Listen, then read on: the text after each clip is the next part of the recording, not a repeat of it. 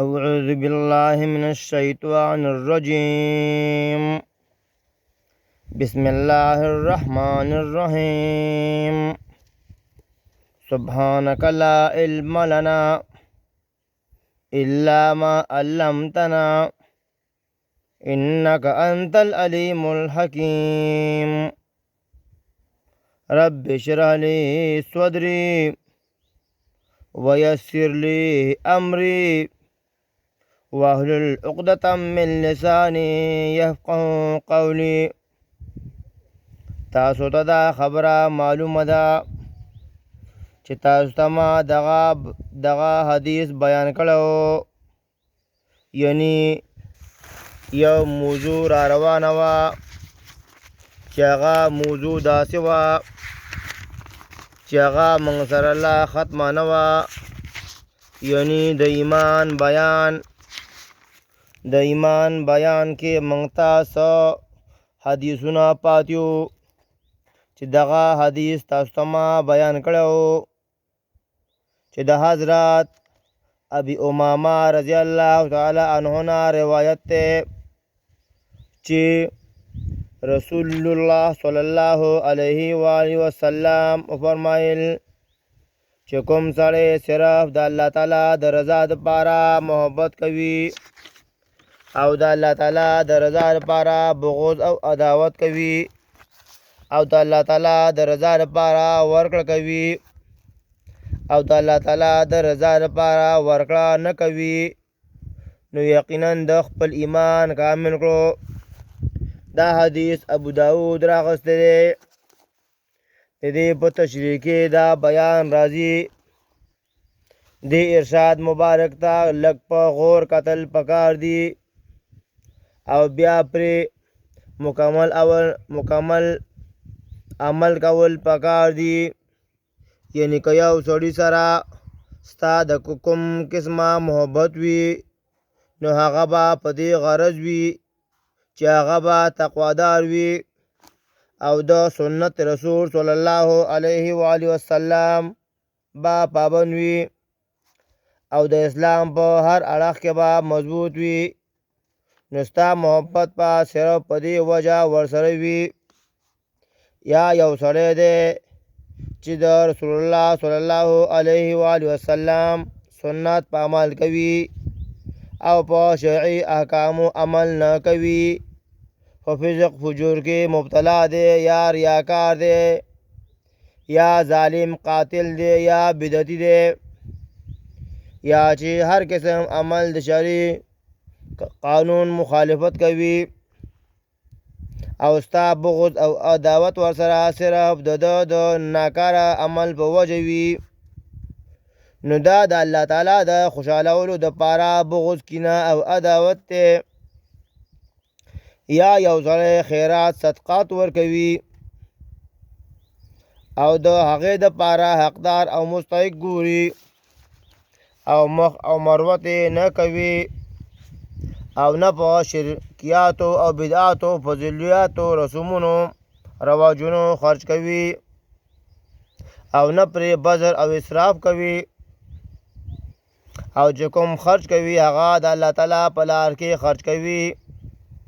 نو دا هم د الله تعالی د رضا خرج کول شول.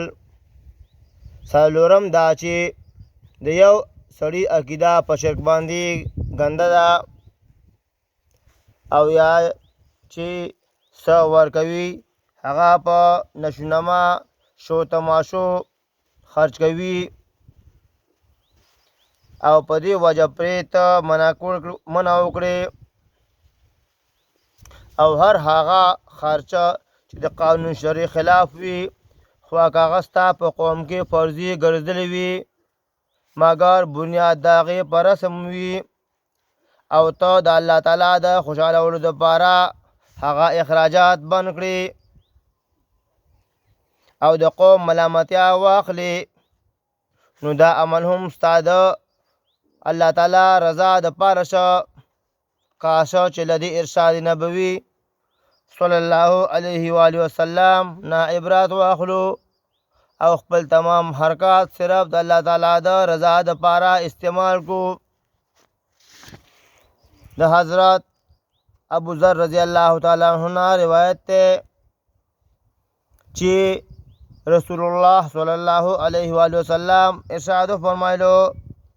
چې په اعمالو کې د ټولو نه افضل یعنی غوره عملدار چې د الله تعالی رضا لپاره چې د الله تعالی لپاره محبت وکړي او د الله تعالی د رضا لپاره بغض وساتي چې د الله تعالی رضا لپاره محبت وکړي او د الله تعالی رضا لپاره بغض وساتي. دا حدیث ابو داود نقل کړی دی. د حضرت ابي هريره رضی الله تعالی عنه نه روایت ته چې رسول الله صلی الله علیه و آله وسلم فرمایل چې مسلمان هغه دی یعنی کامل مسلمان چې د چا د لاس او د ژبې نه بل مسلمان محفوظ وي او مؤمن هغه دی یعنی پوخ مؤمن صادق چې خلک د خپل مال د وینې امین ګڼي. دا حدیث ترمذی نسائی او بیقی کې راغلی دی او بیقی کې حدیث سره د الفاظ پر روایت کې د فضاله زیات دي چې حقیقي مجاهد هغه دی چې د الله تعالی او د الله تعالی د اطاعت او عبادت لپاره د خپل نفس سره جهاد وکړي او مهاجر هغه دی یعنی اصل مهاجر چې تمام لوی او واړه ګناهونه پرېږدي. درې په تشریح کې دا راځي مطلب دا چې دشمن سره جهاد خو یو وخت وي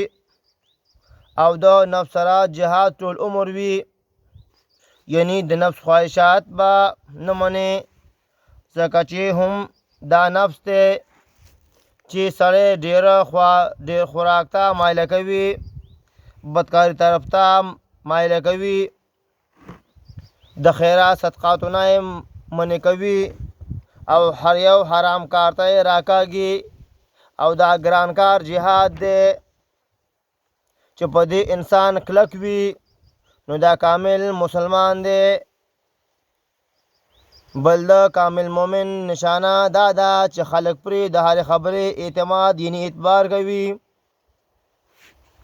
دارنګ مهاجر هغه چاته ویلی نشي چې د عیش عیرت لپاره بل وطن ته کډه یوسي بلکې مهاجر په حقیقت کې هغه چاته ویلی شي چې د دین الهي په وجه بل وطن ته کډه یوسي او په دې خیال خپل وطن پرېږدي چې دلته زما دین غیرت او ابرو ته خطره ده او هغه له دا ضروري ده چې هر قسم ګناهونه پرېږدي او د الله تعالی او د هغه د پیغمبر کلکه تابعداري وکړي. د حضرت انس رضی الله تعالی عنه نه روایت ته چې رسول الله صلی الله علیه و آله وسلم داسې خطبه کما ورکړې ده چې په هغې کې دا ندي فرمایلي چې چا کې چې امانت نه وي هغه ایمان کامل ایمان نه دی یعنی کامل ایمان نه دی او چا کې چې واده نه وي د هغه دین نه دی یعنی دین کامل نه دی. دا حدیث بیقی راغستی دی. د حضرت جابر رضی الله تعالی عنه نه روایت ته